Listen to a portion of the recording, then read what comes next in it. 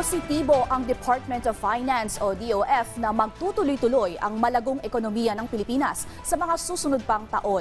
Sa panayam ng Radyo Pilipinas, sinabi ni Finance Undersecretary Domini Velasquez na papalo sa 6% ang Gross Domestic Product o GDP ng bansa hanggang sa 2028. Bukod aniya sa World Bank, nakikita rin ng Asian Development Bank at International Monetary Fund na mas mataas pa sa 6% ang paglago sa susunod na 2 taon.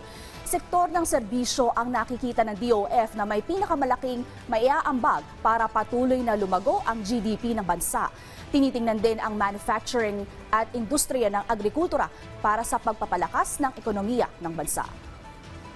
Nakikita natin for the next few years, mga at least 6% for the next hanggang 2028, at least 6% ang growth natin.